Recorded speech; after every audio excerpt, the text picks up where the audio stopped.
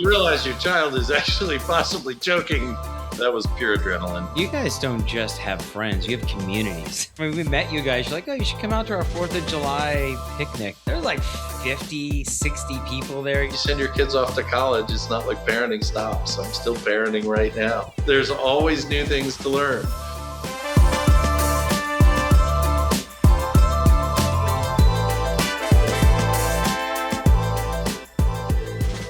Hi, I'm Tony Cooper. This is the Dad Manual Podcast, and I'm here today with truly one of my favorite dads. You are Kervin and Dylan and Josie's dad. Will you please introduce yourself?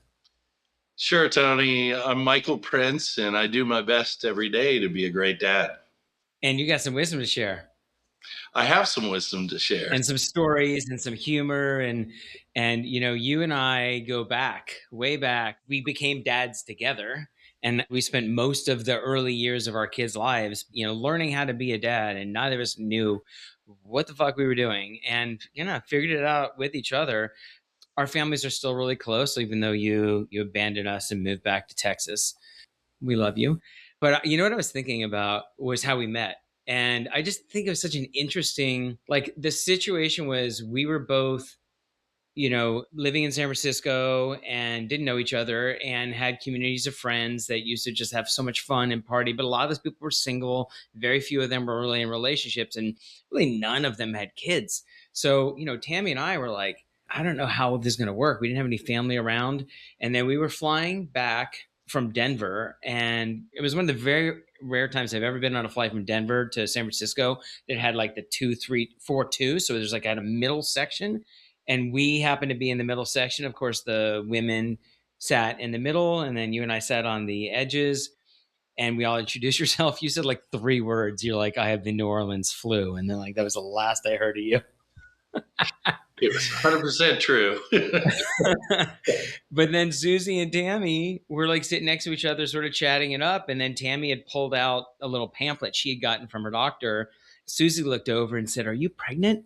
And she said, "Yeah, I'm only like a month or 2 in." And Susie's like, "Me too." And then spent the entire flight from Denver to San Francisco talking about becoming parents and that we didn't really know anybody. And we're like, let's be friends. Like, let's be friends. And then, you know, the rest is history. But we had so many good times, and like, we're each other's sanity in some way. Like, because when you become a parent, all of a sudden, like, that's a lot of new things and a lot of new priorities that you didn't have and you didn't know what you're doing. And I always find it so isolating. But I was like, the fact that we could just throw Olivia into the thing and run over the princes and just hang out and get hammered, and the Kervin and Olivia would just be on the floor playing with each other, and we would just, I mean, it was just some of the more fun parts of being a parent was hanging out with the princes. So Well, we feel totally the same way, and it was just serendipity that, you know, Susie and Tammy were sitting next to one another on a plane. Our first 2 children were born within 3 weeks of one another, which is really strange. But it was wonderful just having, going through the same phases at the same time with another parent and another dad to help, really go through it together. So we could really share notes and kind of watch them grow up as we got older and more experienced as well. And then, like, crazily enough, we both got pregnant at the same time and then had kids again within 3 weeks of each other. Yeah. And so like that Leo and Dylan are pretty much the same age. And so it was wild. But you know, what was funny was I was thinking about that we had decided that because we'd all been working so hard being parents that we were just going to go celebrate. We're all going to go get a babysitter. We're just going to go to Mexico and go party our asses off in Cabo. And then the girls got pregnant like in between the time we made the plans and went on the trip. So you and I were like both drinking for 2 on that trip, and we had a great time. Thread here, Tony. It was a lot of fun back in the day when we were we had the little ones with us, for sure. Yeah. What do you remember about that time? You know, like 2002 to 2005, 2006, when they were really little and we were figuring it out. What comes to mind when you think back? Well, so I mean, A little bit of terror. I mean, because the firstborn, I found the firstborn to be very difficult because you're dealing with those situations that present themselves to you as a parent for the first time. And you don't really know if the decisions you're making in the moment are the right ones or the wrong ones, or will lead to a positive outcome or a negative outcome. And I just remember that being a difficult time as a dad for me in parenting my firstborn.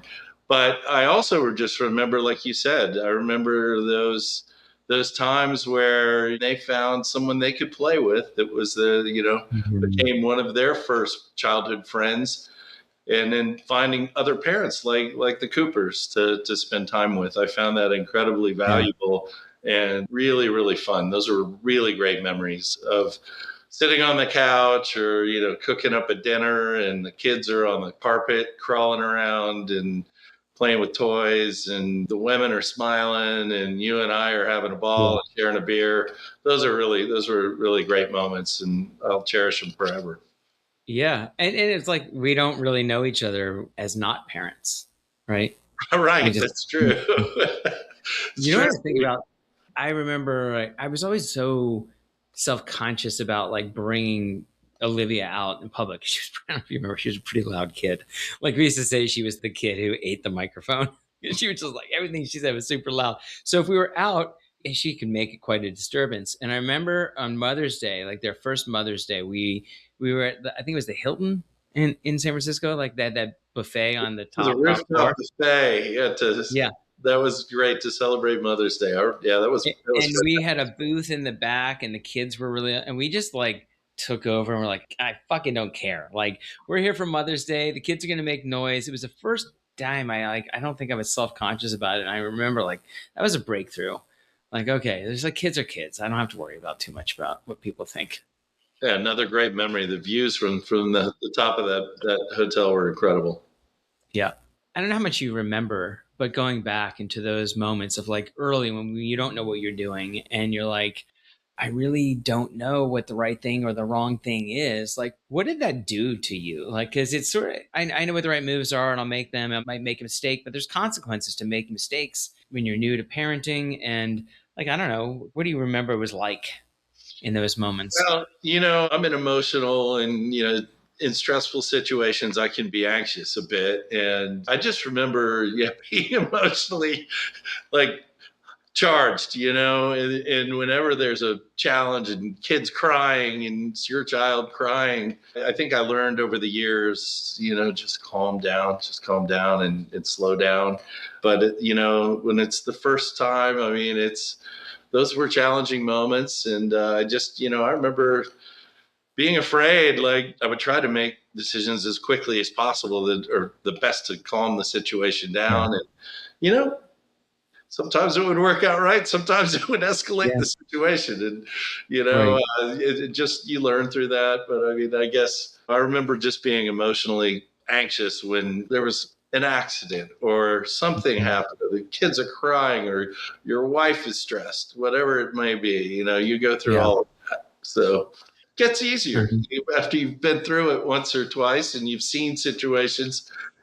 You can handle it a little more calmly. As I was sharing, I think my firstborn Kervin, has some extra battle scars because of, I did my best, but maybe sometimes it was a learning on the job a little bit. So Yeah.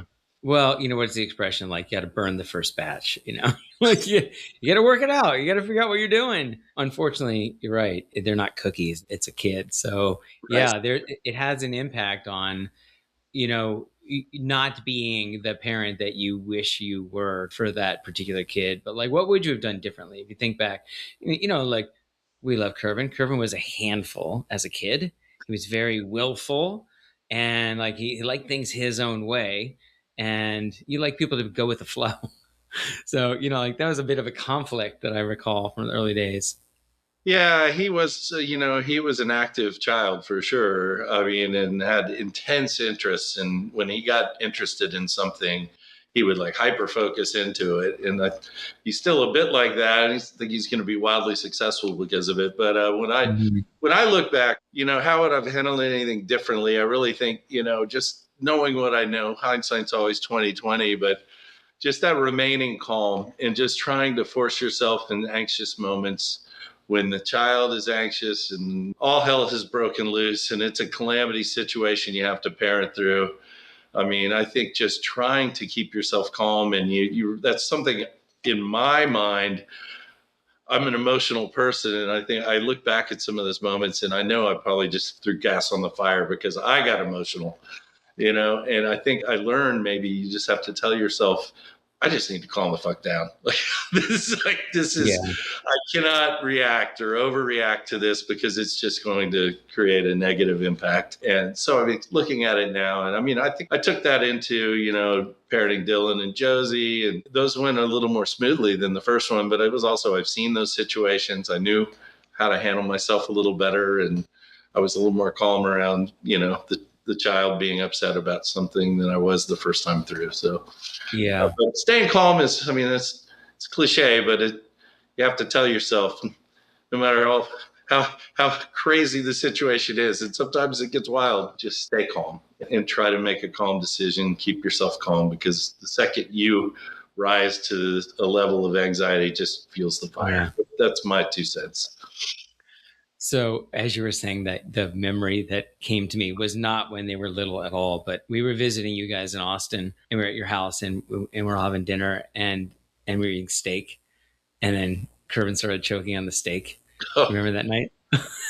That was one where you couldn't remain too calm. You had to. No, you I had had to go ahead and I had tell to the pick him story. up out of the chair, take him outside, give him a Heimlich, and he was a big piece of fetus that had him turning blue. So that was a little bit. I mean, that's one of those moments where you're like, "Oh shit, I really have to do something. I really do need to act, in a Yeah, that was particular way." actually real live choking right in front of us. I don't know that I've ever seen that before, but I definitely, it was so crazy because we were all like, "What's happening?" And then he literally started turning blue, and you just went and grabbed him, and Heim looked at him, and that steak went flying. But you were like so amped up. I remember you were like, "Chew your food!" How da, da, da. Like you like jumped all over him afterward too. Not my proudest moment. There we go. Well, no, but you saved the kid's life, so you can get away with whatever you want, Well, buddy. okay, yeah, no, I know, but I should have been more just in the moment. Hey, that was cool. Calm down. No, but I think that's the whole point. Is like, well, I mean, it's easy, especially that's a perfect example because his life is literally at stake, and I think we confuse that a lot when we're parents. I think we overreact because we somehow think the situation is much more problematic than it really is. That was one of those where it's like, no, it was exactly as problematic as it was. And so, like, if you're ever going to react in a particular way, that was the moment because it was the same energy that got you up to act instantly, got him Yeah. up. You like kind of knew exactly what to do and you saved his life, like Well, it's literally in adrenaline. front of our When you eyes. realize your child is actually possibly choking, turning Yeah. blue, and something is terribly wrong, that was pure adrenaline driving that. And I think it's important. Know your Heimlich maneuver. No, your Heimlich maneuver. Yeah.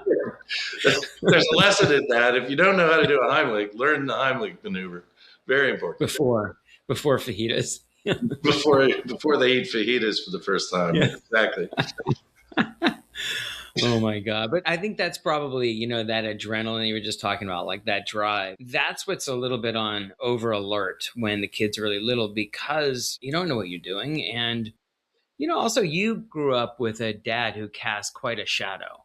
And so, you're one of the people who has a father that like you had huge admiration for and probably big shoes to step into. So when you became a dad, how much of that was present for you?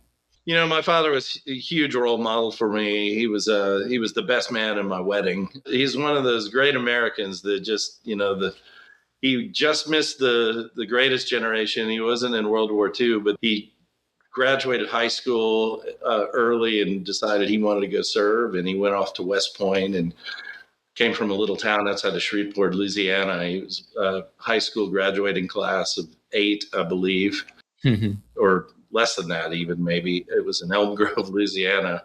Ends up at West Point and graduated, in the top few people in his class. Was personal friends with Buzz Aldrin, who, walked on the moon, and multiple other astronauts. He went on to a military career and flew jets and early supersonic jets. Hmm. Then started a business career, post-military, and was highly successful, very, very smart person. And that was a high bar, a really, really high bar. And amusing story. I'm not sure if I've shared it with you, but when my father passed away back in 1999, my brothers and I were in his office, pulling his office apart and putting it in boxes. And there's probably literally 50 achievement awards on the wall. And all I could think about as I'm putting these awards in the boxes is that scene from The Big Lebowski where the deadbeat Lebowski's looking in the rich and famous Lebowski's office, and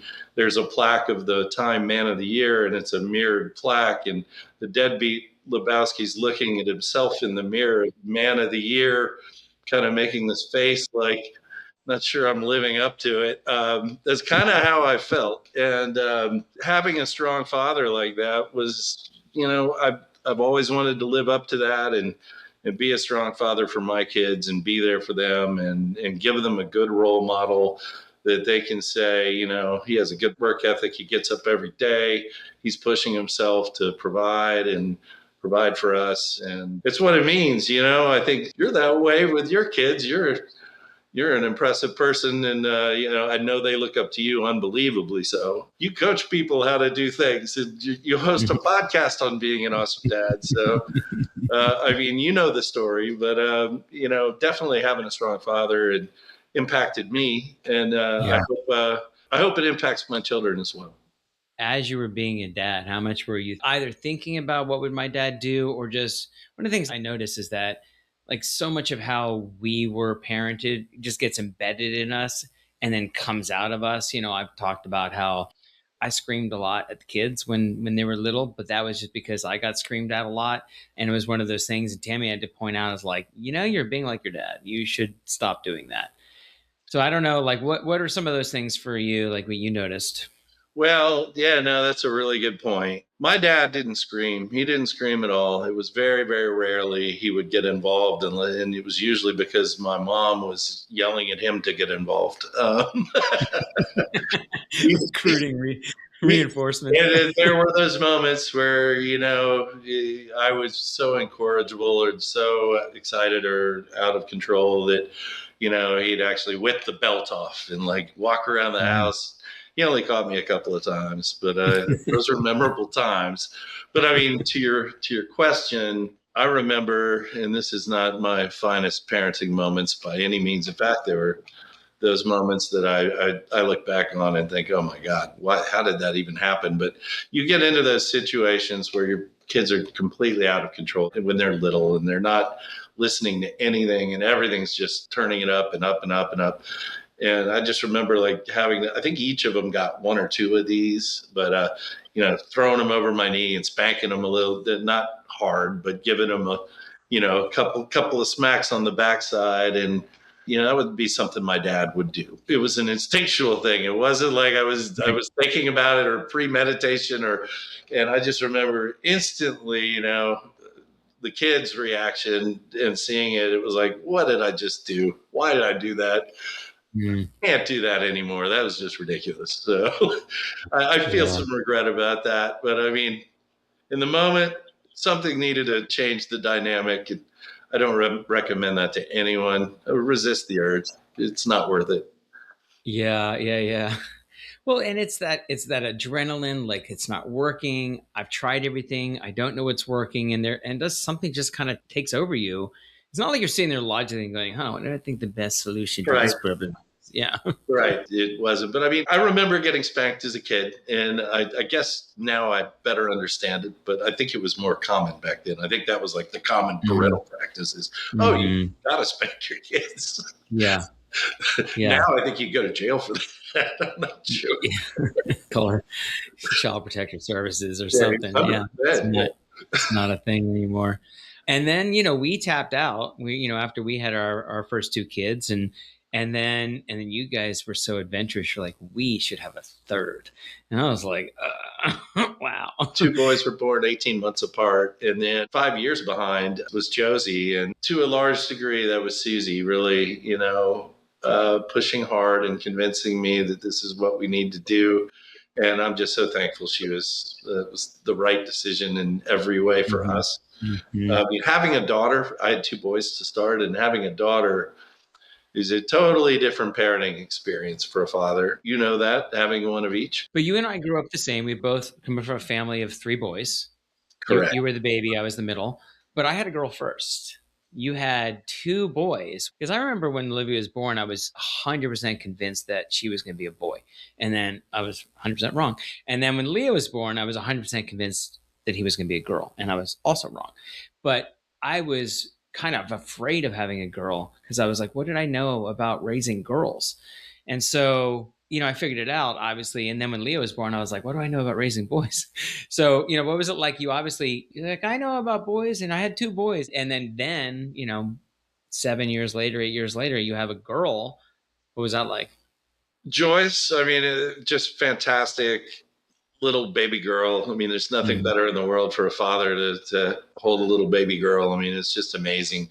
And, I was just so happy. Susie was thrilled. She wanted a baby girl. So, really, Mm-hmm. really a great joyous moment in our lives that, we had. And I was convinced, after two, we were done. And then we had a baby girl. And then I had to learn a whole new world. I mean, parenting little girl, they're much more sensitive. They require gentleness much more so than boys. I mean, the boys were rough and tumble. Let's go. Josie was pretty strong. I mean, she's definitely strong-willed Mm-hmm. little girl, but also very sensitive in many ways. And I treated her differently. I really did. I mean, I think that's just how I come from a family with my mother was the only woman in the family. I didn't have sisters. So Mm-hmm. I really didn't know what I was doing on, how to raise a girl. It's kind of, flying blind to a degree, but you know, Yeah. I will say she was the easiest. For me, I don't know if that's just her personality. She is very easygoing, but I found her to be the easiest. Mm-hmm. Mm-hmm. And what was different, like in your actually raising of her? You obviously, more sensitive. The different brains are wired differently. But as like becoming a girl dad, like what did you do specifically differently with Josie that you didn't with Kervin and Dylan?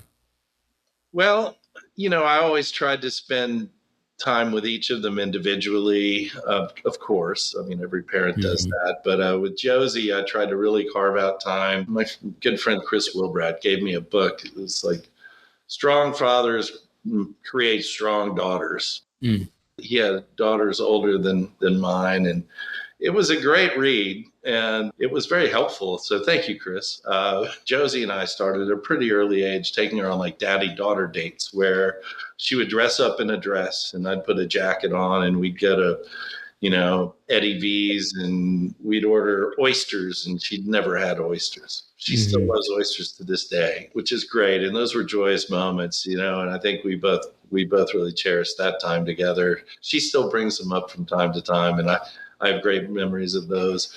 I took When did you start? When, like, at what age did you uh, start I'd being like to say she was about 5. We have a great Oh shit. picture Okay. too, of me sitting at a table with her and an oyster a tray of oysters, and she's 5 years old, 6 years old, maybe, Yeah. and just out for a date with dad, and we have some great photos from that and some great memories. I highly recommend daddy daughter dates. Oh yeah. Oh yeah. Well, and also, being one of three and being the only girl, you guys get some special rights.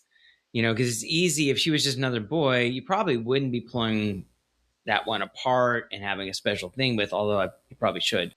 But like as a father, what we're really doing is how we treat our daughters and how we raise our daughters is really training them for what they look for in a partner in life. It's so important from an early age to be able to convey like what it is that you want them to think about themselves. And it's those little actions like a daddy daughter date is way more than it's cute, it's photogenic, but like, yeah, I think it imparted something into Josie that she probably carries to this day. Yeah, I agree with you, and I never really thought about it that deeply, but it's that was the purpose. I mean, I think at the end of the day, it was to treat her specially, to let her know that I care, and her time with her is important to me, Yeah. and in a way, it's preparing her for later in life when she has paramours taking her on dates. It's not her first time, so. Yeah. Yeah. And she's got standards. Standards, exactly. She Yeah. should. That's awesome. One of the things I love about you and Susie is just like you guys you're good time people. Like you love to have fun. You're both very entertaining and love entertainment. You've introduced me to so much great music and experiences. And so just thinking about that for your kids to grow up with parents who just love to have a good time. Like how did that impact those guys? I think it impacted them quite greatly. I mean, just a few of the things you mentioned, I'm a musician. We're in a musical family. I came from a musical family. My mother played music. My two brothers played music. So it's been a big part of our family culture. My parents are originally from Louisiana, and they had house parties all the time when I was a kid. Every football game, they'd have people over, be playing cards, watching the game on TV while I'm crawling under the game table, kind of thing. Yeah. So, I mean, there's a little bit of that's a generational thing. I think I Yeah. picked up a little bit of that, and Good Kervin one. is very much that way. I already see a lot of my lifestyle in his lifestyle. He definitely likes to host and have fun with his friends. Dylan was more of an introverted child. He's more of he's very creative, extremely creative. Mhm. He's taken on music and is like wildly talented musician for his age, and I mean, an extremely creative. But he isn't the most socially outgoing, or hasn't been. He is now. When he was a child, that wasn't his happy place. So I think at times, our social family dynamic was really stressful for him and often maybe too noisy for him. So I feel for putting him Yeah. through that. Josie, I think, has just been, she goes with the flow so easily. She's a, pretty special young lady. She is happy in almost any setting you put her in. It always has been. An extremely social person Yeah. as well. So, I mean, I do think they've all perhaps benefited from some social skills of just constantly being bombarded by our friend groups or being put in this, that, or the other situations with whether or not it be hosting parties or having friends over or going to dinners or cooking up Yeah. barbecues, whatever it may be. Yeah. It's part of our family culture. And I hope they take that forward because it is something that I think is where I get a lot of joy out of my life. And hopefully they will too. Yeah, and you guys don't just have friends; you have communities. like, like it's when we met you guys. You're like, oh, you should come out to our Fourth of July picnic. Remember out at Rainbow Park In Tiburon, yeah, in Tiburon? Yeah, uh, and I was like, there's like 50, 60 people there. You flew in barbecue from Texas, taught me how to play horseshoes. It was like there's an enormous community of people that you create around you. well, Susie and I get a lot of energy from being around our friends. It comes with a cost, I think, at times, but we love spending time with our friends and family and getting everyone together. Again, yeah, that's kind of a cultural thing. That was sort of Yeah. how my family grew up. We doing these things and wasn't ever premeditated. It just sort of the way we are. And Susie's very similar. In that case, we're sort of amplifiers. So Hmm. Yeah. I invite 10 people, she invites 10, then another 10 come, and you have a 30-person party, not a 10-person party. I think it's a great thing for kids to experience. Our world's kind of weird. We live in houses, we have neighbors nearby, but you're like, hey, neighbor. But you're mostly just very insular and have really small family units. And you guys have just definitely shown me the opportunity of how to really create a whole community. And I think it's great for kids to be exposed to that. Like, you're not alone. There's a lot of people and there's a lot of friends, and probably even for any of them, maybe even more so for Dylan, to like have it embedded in him. Like, that's a thing. Maybe his tendency would be to kind of seek aloneness, but you've shown him a lot of community is great. Yeah, I agree. I totally agree with you. And, I see has a very, very tight group of friends and always Mhm. has. Navigating friends is a challenging thing for a lot of kids growing up. I mean, Josie and the girls, and their transition turning into, young teens into young adults. The girl dynamics is always an interesting dynamic. Girl dynamic is very different than boy dynamic, especially in middle school. It is, it is. But I mean, I think that my kids have become fairly adjusted at being able to make friends and keep friends, and they want to be around friends. Now I'm living out in this kind of country home with a second guest house studio where I am right now. And Dylan's out here almost every night this summer with buddies over watching the games. And I mean, that just makes me really happy. Yeah. Yeah. Awesome. So your kids are all, teenagers and beyond. So remember the whole transition. There's like multiple ages, right? When they're really, really little, they're just little babies and then they become beings. But then like that movement into the teenage years is always very interesting, hormones and all that stuff. So what do you remember from those transitions for your kids? And like in particular, like what was like for you and how'd you do with it?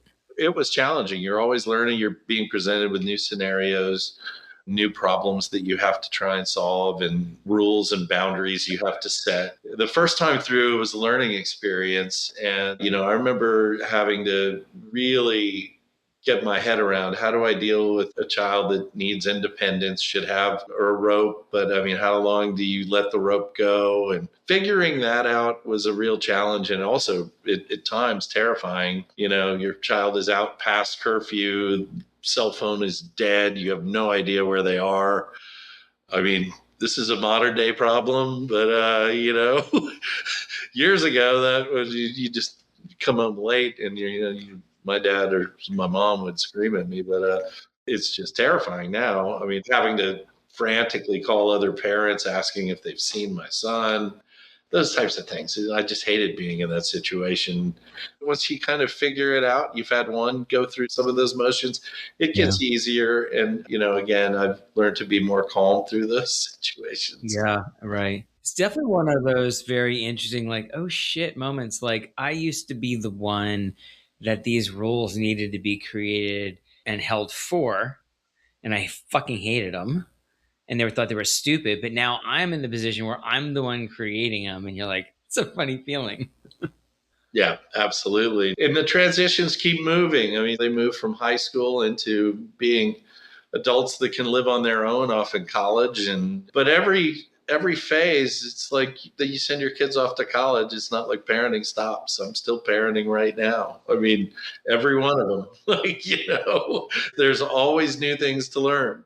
They are always doing something for the first time they've never done. They're coming to me for advice, and I'm giving advice. It's an ongoing thing. Parenting doesn't stop. It's an interesting thing, right? Like when they're fully on their own, but there's the advice, everything you're giving, but it's like you're like, I don't know, like less attached to them doing anything with the advice. Because I mean, it's still a good advice, and if they don't take it, they're idiots. But it's almost like, at a certain point, you're like, all right, my job is done. You're fully baked, and I'm happy to keep steering you if you're looking for something. But yeah, I do love, the idea that we get to, at least in teenage years, create like safe ways to fail so that they can kind of fuck up, but not like really fuck up their life.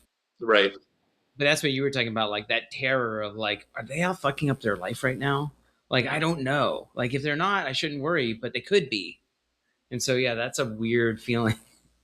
Yeah, it can be terrifying for a bit, but I agree. When they get a bit older, should I get a credit card? How do I manage finances? These Mhm. are things that I'm dealing with.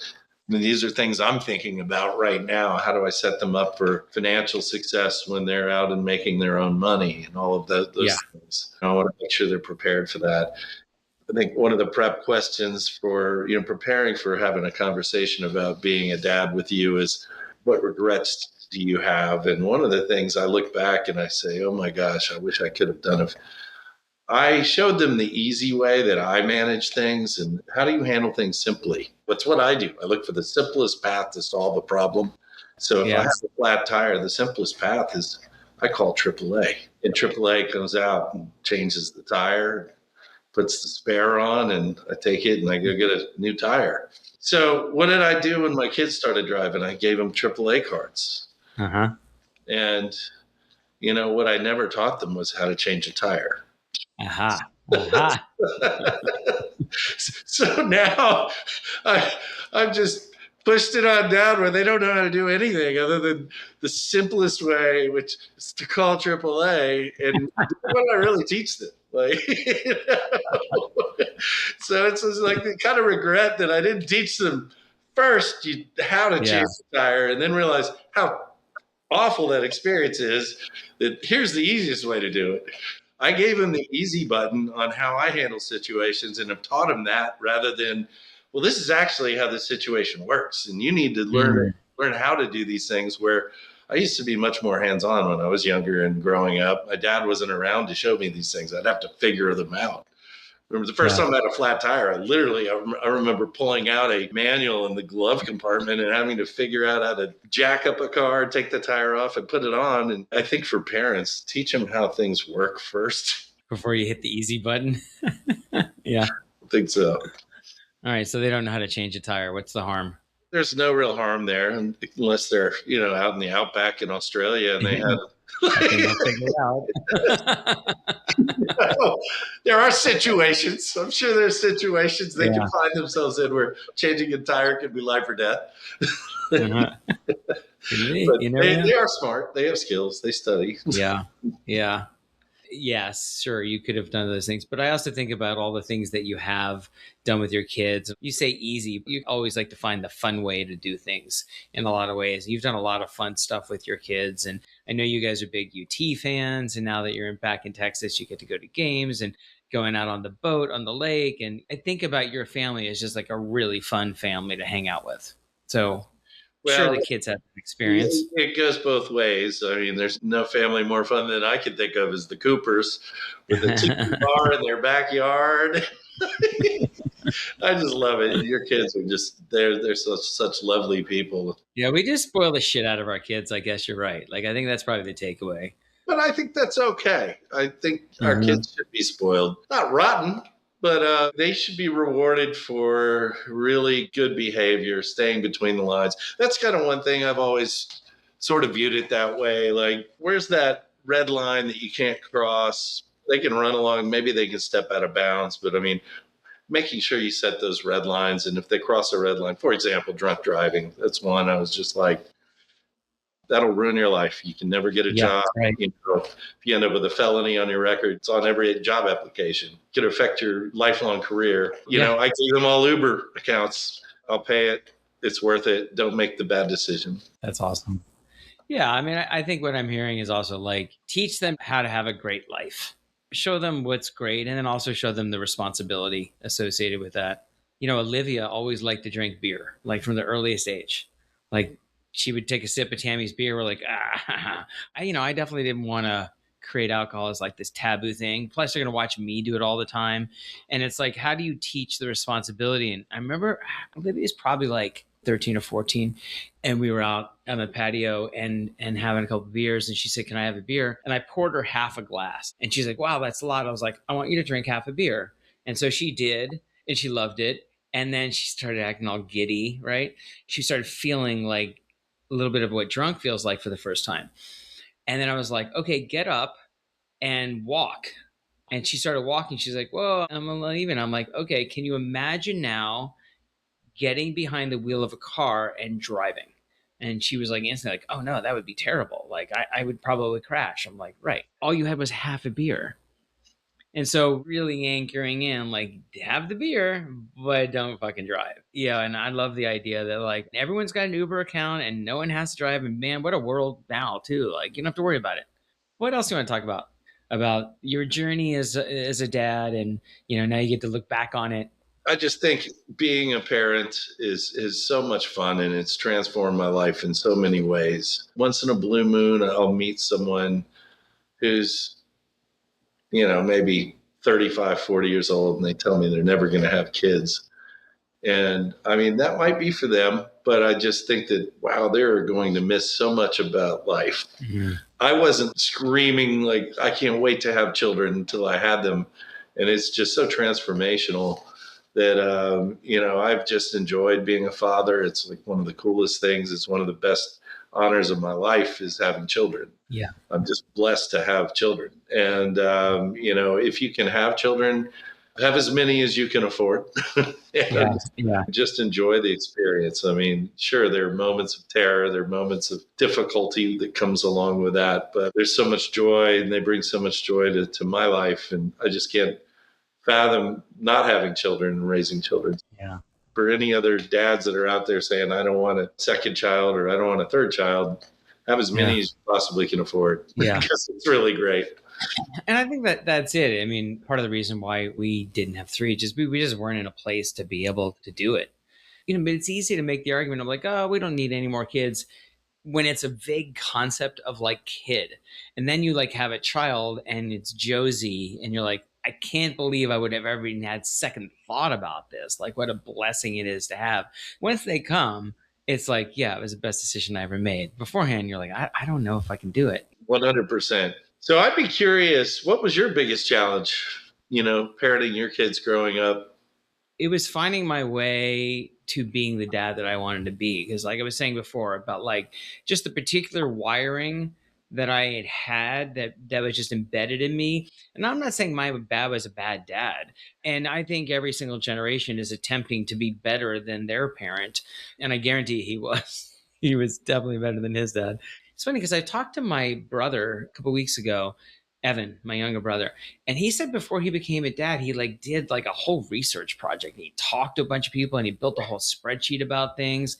And like literally, like he had a whole plan. I've talked to other dads who like had a whole plan. Like somebody said they had like 100-page manifesto. I was like, I didn't plan out at all. And I made it up as I was going along.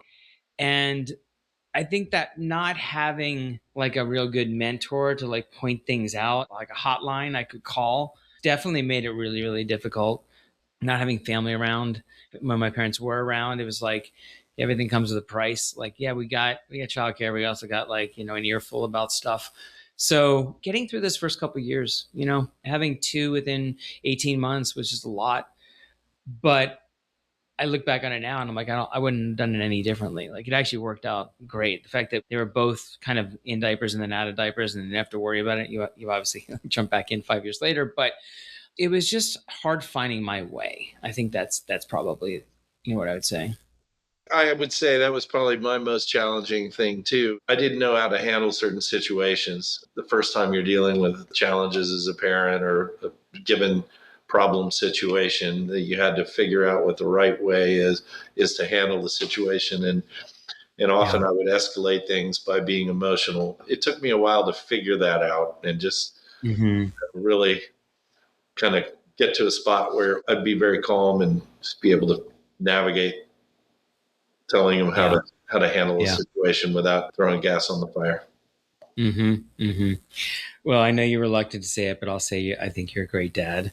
And But I've watched you over the years become even better and better because you care, because you want to be, and you have that self awareness to kind of go like, I didn't like how I handled that. Maybe I can try it differently. Like that's all there is for most people. So well, I appreciate the compliment and mhm, likewise. I mean, you're a fantastic father. thank you. All right. So, final thing, thinking back, we're in San Francisco, we have these brand new babies. We don't know what we're doing as a dad. We don't quite know how to interact with a newborn. We don't know how to interact with our wives and the best thing. But like, what wisdom would you impart to somebody who's at that part of their journey? I think it just comes down to keeping an even keeled demeanor, maybe not reacting too quickly to situations and thinking more logically about a situation, taking a little more time to figure out a response, a punishment, whatever it may be, to set those boundaries. Try to de-escalate situations rather than just create a complete mayhem. And I think going through it, looking back, I think the key is just trying to stay relaxed. And it's a Mm, hard thing to do, but if you just mentally tell yourself, I need to relax, I think it will help any parent as they're going through their journey. And communication is key with your wife, with the kids, being fair. I mean, that's another one. I think it's always, it's not a one sided street. You need to listen. Listen. I mean, that's yeah. not rocket science, but make sure the kids have a voice and get to say their piece. Don't railroad them. Yeah. Let them have their moment and be a fair judge. Yeah. Final thought. What do you hope that Kervin hears out of this conversation? Well, frankly, I just hope he listens to it. And I hope he hears how hard that his dad tried. And it's someday in his life, he's going to want to have children, and he will try equally hard to do his best every day to be the best dad he could be. I mean, and that's my goal. I mean, every parent has moments they will regret with their children and how they handled situations and, apologies they've got to make or whatever to say this to a kid, like I really handled that poorly or whatever. But if Kervin can hear this, I hope he knows that I always had his best interest in mind, even though I may have handled the situation poorly, to respond to that. There you go. Awesome. Thank you, Michael. This is great. I love any time we have together. So this was fantastic. Well, I'm so happy to be here. Thanks so much for having me on this. It's been a great experience. You made me think about some things I've never really had to sit down and think about. It's been a lot of fun. So I'm happy to share. Hopefully someone found some wise words in there somewhere, but it's been a pleasure to be on your podcast, and I wish you the best success. Thank you, brother. All right. Until next time. All right, man.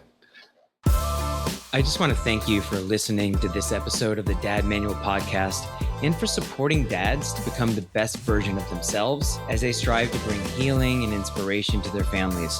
I'm looking to grow a community of fathers who are ready to change the world, but I need your help. It's super valuable to the podcast when you like an episode, when you leave us a rating and subscribe to our YouTube channel, when you follow us on Instagram at the Dad Manual Podcast, and maybe even the most important, when you share the podcast with the dad you love. Also, you can impact what we talk about here. If you've got questions or topics you want me to explore, email them to me at dadmanualpodcast@gmail.com. I would love to answer your question on our next episode. And until next time, I'm Tony Cooper, and this is the Dad Manual Podcast.